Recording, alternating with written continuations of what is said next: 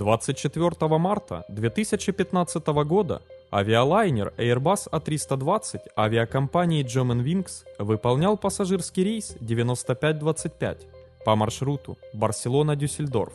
На борту самолета находились 144 пассажира и 6 членов экипажа. Друзья, поддержите наш канал, подписавшись на него, а также становитесь спонсорами и получите крутые бонусы. Все детали в описании под видео.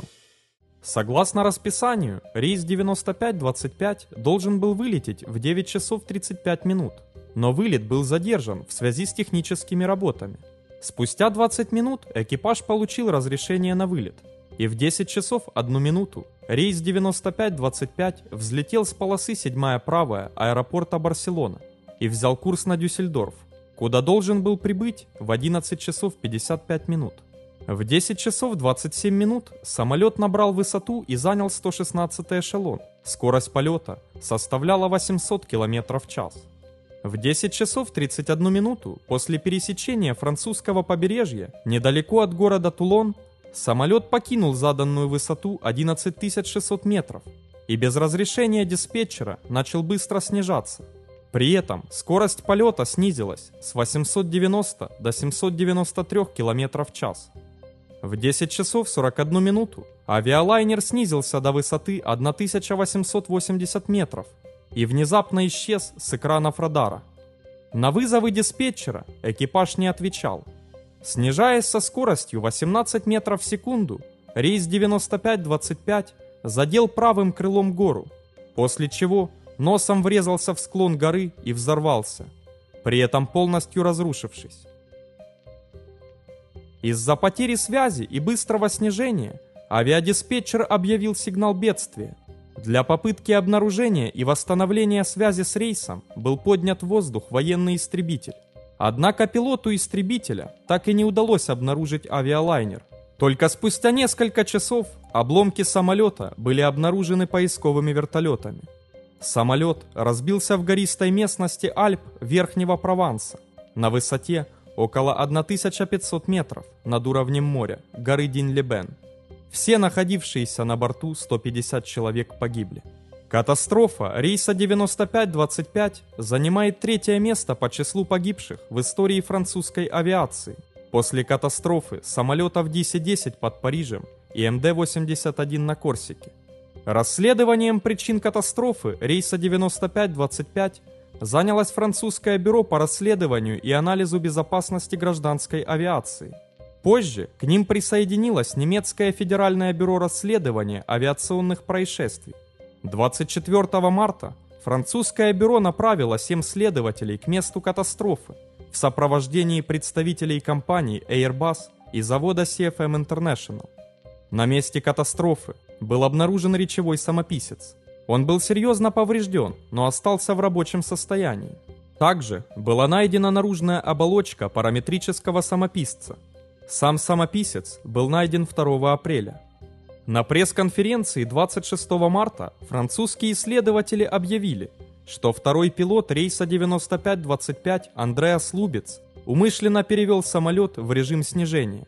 При этом он находился в кабине пилотов один, так как командир, передав ему управление, ненадолго покинул кабину. Позже командир пытался вернуться назад, но дверь в кабину была заблокирована изнутри. Командир стучал в дверь и пытался выбить ее. Вызывал второго пилота по внутренней связи, но все безрезультатно. До момента столкновения с горой второй пилот хранил молчание, не выходил на связь с диспетчером и не отвечал на его повторяющиеся вызовы. После анализа бортовых самописцев следователи пришли к выводу, что второй пилот ввел данные управления полетом, которые привели к аварии. Он настроил автопилот на снижение до 30 метров и после этого несколько раз увеличивал скорость снижающегося самолета. Также было установлено, что во время предыдущего рейса 9524 из Дюссельдорфа в Барселону второй пилот несколько раз практиковался в установке шкалы высоты автопилота на 30 метров, когда командир был вне кабины.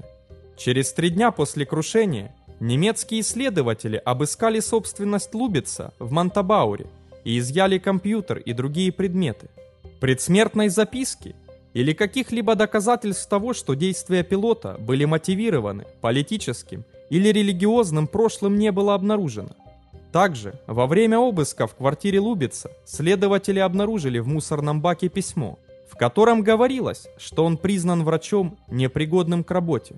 Авиакомпания Germanwings заявила, что не получала больничный лист от Лубица в день полета.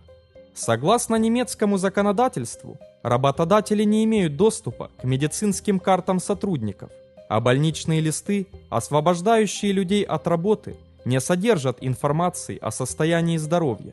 Поэтому работодатели должны полагаться на сотрудников, а требования медицинской тайны не позволяют врачам предоставлять информацию работодателям.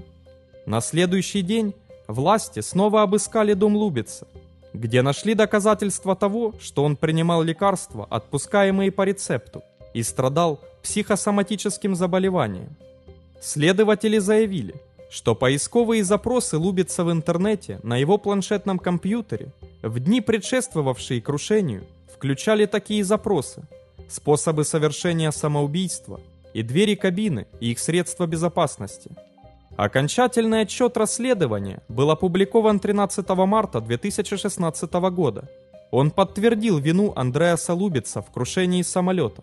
Столкновение с землей произошло из-за преднамеренных и спланированных действий второго пилота, который решил покончить жизнь самоубийством, находясь в кабине один.